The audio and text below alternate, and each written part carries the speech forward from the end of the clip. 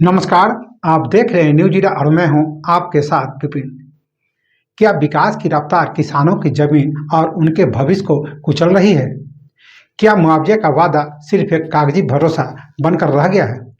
और सबसे बड़ा सवाल, क्या किसान अपनी ही लड़ाई खुद कमजोर कर रहे हैं? आज हम बात कर रहे हैं आमस दरभंगा एक्सप्रेसवे परियोजना की। एक ऐसी परियोजना जो कागजों में विकास की तस्वीर दिखाती है, लेकिन जमीन पर संघर्ष, आक्रोश और अनिश्चितता की कहानी बन चुकी है। सबसे पहले आपको बताते हैं पूरा मामला। भारतमाला परियोजना के तहत आमस दरभंगा एक्सप्रेसवे के रामनगर कच्ची दरगाह खंड में दीदारगंज के सुकुलपुर इलाके में किसानों ने शांतिपूर्ण आंदोलन किया। उनकी मांग थी सिर्फ एक उचित मुआवजा, लेकिन आरोप है कि प्रशासन ने उनकी आवाज़ सुनने के बजाय फसल पर बुलडोजर चला दिया और 14 किसानों को गिरफ्तार किया गया। अब सवाल उठता है, क्या यही तरीका है किसानों की आवाज़ दबाने का? अब समझते हैं इस पूरे विवाद की जड़। यह सिर्फ जमीन का मामला नहीं है, यह सिर्फ मुआवजे का मामला भी नहीं है। यह लड़ाई है अधिकार की, सम्मान की और आने वाले पीढ़ियों के भविष्य की।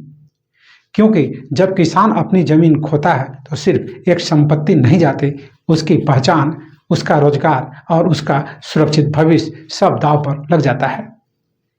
अब बात करते हैं मुआवजे की।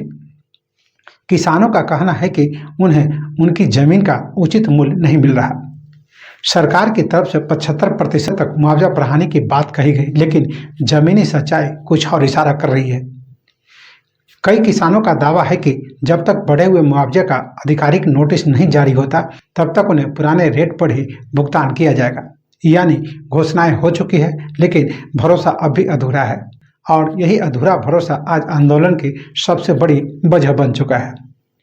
अब सवाल उठता है, क्या यह सिर्फ प्रशासनिक देरी है या फिर एक सुनियोजित रणनीति?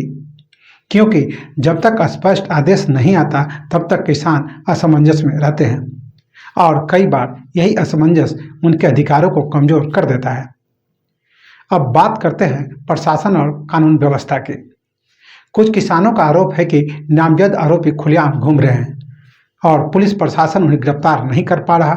वहीं जो किसान अपने हक की लड़ाई लड़ रहे हैं, उन पर कार्रवाई हो रही है। अगर ये आरोप सही है तो यह सिर्फ एक लापरवाही नहीं है, यह कानून के राज पर सीधा सवाल है। क्योंकि जब कानून का डर खत्म होता है तो भरोसा भी खत्म हो जाता है, और जब भरोसा खत्म होता है तो आंदोलन और उग्र हो जाता है। लेकिन इस पूरी कहानी का सबसे बड़ा और कड़वा सच कहीं और छिपा है, और वो है किसानों के बीच बिखरती एकजुटता। दीदारगंज अंचल के 8 मौजा प्रभावित है। सैकड़ों किसान इस परियोजना से जुड़े हैं, लेकिन जब संघर्ष की बात आती है तो भीड़ गायब हो जाती है। मीटिंग होती है, लोग आते हैं, बातें सुनते हैं और चले जाते हैं, लेकिन जब मैदान में उतरने की बारी आती है तो गिने चुने लोग ही नजर आते हैं। ये घटना पूरे हालात को आईना दिखाती है।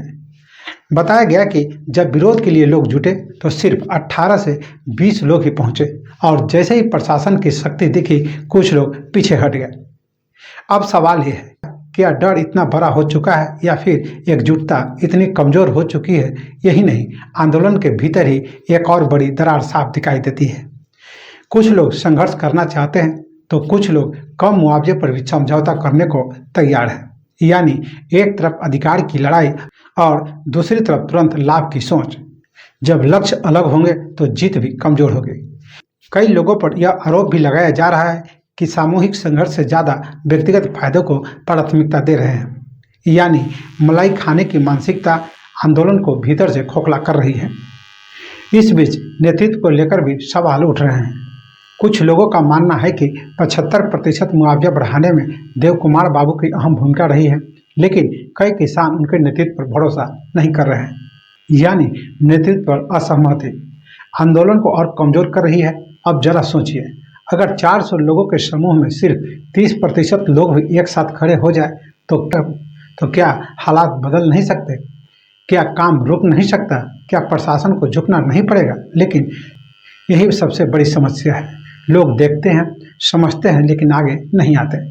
यानी तमाशबीन ज़्यादा है और संघर्ष करने वाले कम। इसी बीच जमीन पर हालात तेजी से बदल रहे हैं। जेसीबी मशीनें पहुंच चुकी हैं, कर्मचारी मौके पर मौजूद है और काम शुरू होने का इंतजार है, यानी समय बहुत कम है और फैसला बहुत बड़ा। अगर इसी तरह काम शुरू हो गया तो किसानों के पास विकल्प और सीमित हो जाएंगे, क्योंकि एक बार निर्माण शुरू हो गया तो उसे रोकना और मुश्किल हो जाएगा। अब बात करते हैं रणनीति की।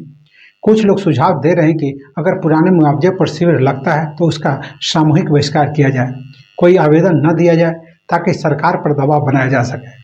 इसके लिए भी कानूनी लड़ाई लड़ने पर भी जोर दिया जा रहा है, क्यों भावनाएं आंदोलन शुरू कर सकती है लेकिन जीत रणनीति और कानून से मिलती है। इस पूरे घटनाक्रम से 3 बड़ी सच्चाई सामने आती है। पहली, किसान अपने अधिकार के लिए जागरूक है। दूसरी, उन्हें सिस्टम पर भरोसा नहीं है। और तीसरी, सबसे महत्वपूर्ण, उनकी अपनी एकजुटता कमजोर पड़ रही है। और यही इस कहानी का सबसे बड़ा संदेश है। अगर आप बटे रहेंगे तो आपको बारी बारी से हराया जाएगा, लेकिन अगर आप एकजुट हो तो हालात बदल सकते हैं। यह लड़ाई सिर्फ सड़क की नहीं है, यह लड़ाई है सम्मान की, अधिकार की और अस्तित्व की। फिलहाल जंग जारी है, लेकिन सबसे बड़ा सवाल अब भी वही है, क्या किसानों की आवाज़ सुनी जाएगी? तो फिलहाल के लिए इतना ही।